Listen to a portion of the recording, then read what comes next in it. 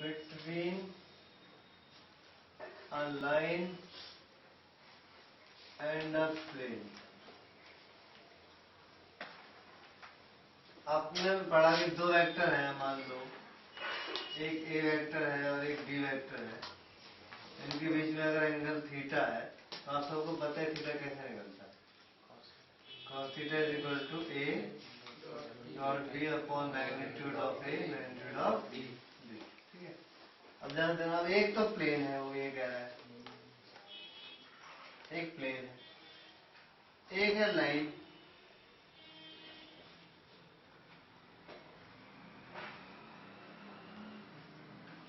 एक प्लेन है एक लाइन है, तो प्लेन और लाइन के बीच में एंगल बताना है। तो यहाँ एक ऐसा लाइन खींचो, तो ये इस एंगल की बात हो रही है। ठीक है, ये एंगल चाहिए हमें, समझ आ रहा है? अच्छा, तो लाइन का डायरेक्शन वेक्टर होगा पैरेलल, पैरेलल होगा, जरूरी नहीं पैरेलल में पैरेलल ही उसके ऊपर मान लो। तो डायरेक्शन वेक्टर की डायरेक्शन क्या होगी? जो लाइन की डायरेक्शन होगी थोड़ा हटके होगा या ऊपर होगा, कहीं पर भी होगा। और नॉर्मल वेक्टर का होगा, नॉर्मल वेक्टर होगा जो प्लेन के परपेंडिकुलर होता है और कहीं पर भी हो सकता है, आप उसको यहाँ पर भी अज्यूम कर सकते हो। ठीक है, तो ये होगा normal vector to the plane. अगर ये एंगल थीटा है तो यहाँ पे इसके बारे में भी हमें कुछ नहीं पता। तो ये दोनों वेक्टर को पता है, लाइन का डायरेक्शन वेक्टर और प्लेन का नॉर्मल वेक्टर, और इनके बीच में एंगल कितना बन रहा है? ये ध्यान रखना, इस फिगर के हिसाब से लाइन और प्लेन के बीच में एंगल थीटा है। लाइन और एक लाइन की इक्वेशन दी होगी क्वेश्चन में आपको, r is equal to A plus lambda B, और एक प्लेन दिया होगा r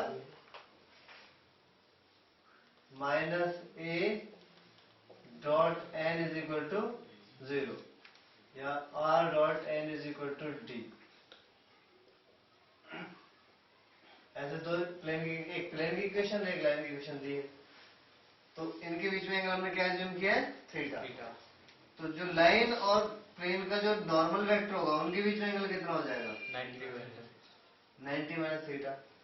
और हमें पता है कि अगर दो वेक्टर हो तो उनके बीच में एंगल कैसे निकलता है? कॉस, उनके बीच में एंगल है वो इज इक्वल टू दोनों का डॉट प्रोडक्ट डिवाइडेड बाय उनका magnitude.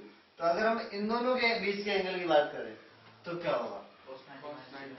Cos 90 minus theta is equal to, इन दोनों के बीच का एंगल कैसे निकलेगा?